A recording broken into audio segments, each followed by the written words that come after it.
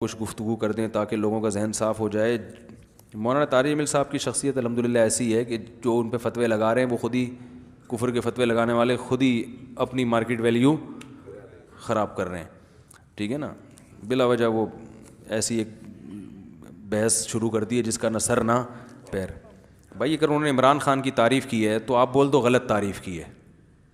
اگر مولانا طارق جمیل صاحب نے عمران خان کے بارے میں کہہ دیا کہ اچھا آدمی ہے اور یہ ہے فلانا ہے ڈمکانا ہے، تو آپ بول دو بھائی ایک کلپ بنا دو، بھائی میں مولانا طارق جمیل صاحب کی رائے سے متفق نہیں ہوں، یہ دلائل ہیں، آپ ایک کلپ بنا دو، ختم ہو گئی بات۔ اتنا زیادہ اس کو جذباتی ہو جانا، تو یہ تو کوئی بھی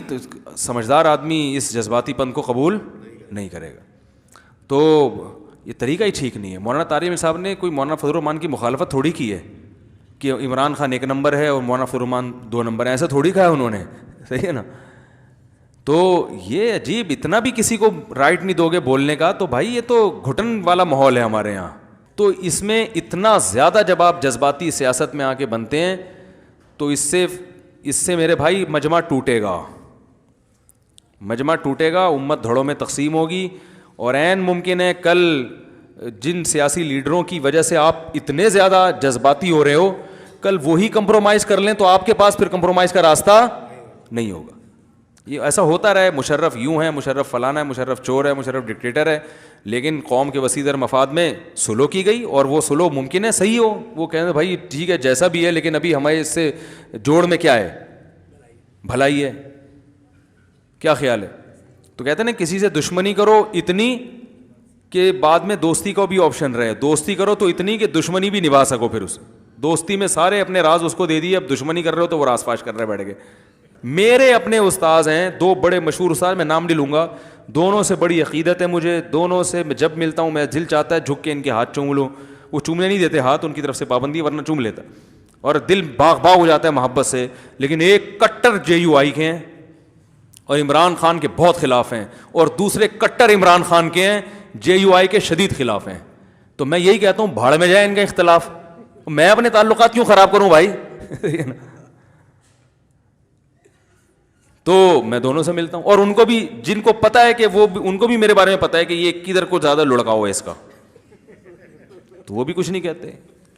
ہمارے جامعۃ الرشید میں نا عجیب کھچڑی چل رہی ہے، ایک استاذ ادھر کا ہوگا، ایک استاذ ادھر کا ہوگا، پھر بھی محبت سے مل رہے ہیں، چائے پی رہے اکٹھے بیٹھ کے، تھوڑی بہت گپ شپ کر لیتے ہیں۔ تو مسئلہ JUI PTI کا نہیں ہے، یہ تو قیامت تک چلتا رہے گا۔ سیاست میں سارے متحد تھوڑی ہوں گے، جمہوریت تو نام اسی کا ہے، وہ ادھر کی ٹانگیں کھینچے، وہ ادھر کی اس کی ٹانگیں کھینچے، وہ اس پہ الزام لگائے، وہ اس پہ الزام۔ جمہوریت میں تو یہی ہوتا ہے، بادشاہ تھوڑی ہے، سعودی عرب میں کوئی کسی کا نہیں ہے، سب بادشاہ کے ہیں۔ سب کہتے ہیں بادشاہ سلامت بہت اچھے، کیونکہ وہاں آپ کے پاس دوسرا آپشن ہے ہی نہیں۔ دبئی میں بادشاہ سلامت بہت اچھے، ابو ظبی کا شیخ بہت اچھا بھائی، آپ جیل میں بھی ہیں تو شیخ صاحب آپ بہت اچھے، کیونکہ اچھے کہیں گے تو نکلنے کا کچھ چانس ہے، ٹھیک ہے نا، برا کہہ دیا تو نکلنے کا چانس۔ تو بادشاہت میں تو سب اچھے۔ جمہوریت کا تو مطلب ہی یہی ہے کہ بھائی وہ ادھر ہے تو جو حکومت میں نہیں ہے وہ جو حکومت میں اس کی ٹانگیں کھینچے گا وہ، اب جب یہ والا حکومت میں آئے گا تو والے کی ٹانگیں کھینچے گا۔ وہ ٹانگیں ایسے ہی تو وہ کرسی سے تھوڑی کھینچیں گے، ٹانگیں کھینچنے کا یہی طریقہ ہے، وہ فلاں فلاں کا ایجنٹ ہے، وہ کہیں گے نہیں فلاں فلاں کا ایجنٹ ہے، وہ فلاں چور ہے،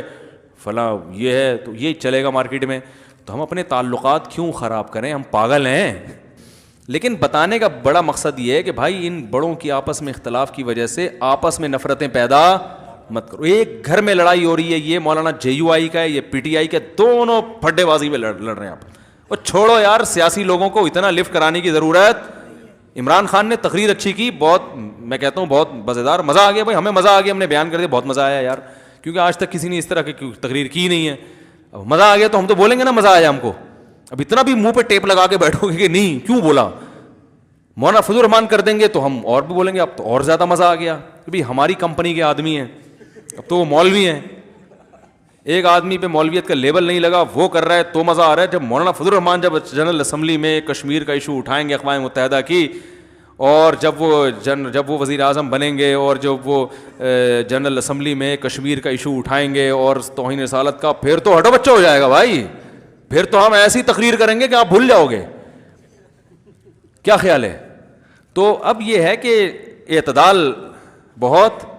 ضروری ہے. اپنے علماء سے, نیک لوگوں سے ہی آپ مولانا طارق مل صاحب سے اگر ہاتھ دھو بیٹھو گے تو آپ کے پاس کوئی خطیب مارکیٹ میں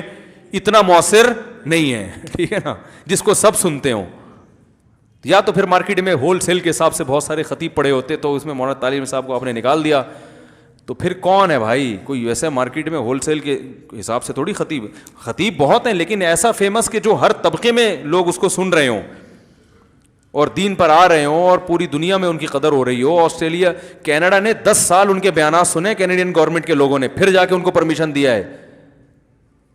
سمجھ رہے ہیں؟ تو ایک مولویوں کا بڑا اچھا لیبل گیا نا, انہوں نے کہا یار ان کے 10 سال کے بیانات میں محبت ملی ہے کینیڈین گورنمنٹ نے. یہ مولانا طارق صاحب نے مجھے خود بتایا کہ 10 سال ان لوگوں نے میرے 10 سال بیانات نہیں, یعنی 10 سال کے بیانات پچھلے, کیونکہ ان کا یہ ڈر تھا کوئی دہشت گردی نہ ہو, یہاں کوئی مسئلہ نہ ہو. 10 سال کے ان کے جو ہے نا وہ کیسٹیں سننے کے بعد کیا کہ بھائی یہ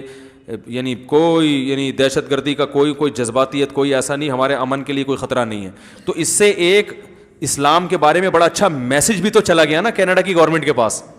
کہ یار تم نے 10 سال کے ان کے بیانات سنے, کوئی نیگیٹو نہیں, اس کا مطلب جو اسلام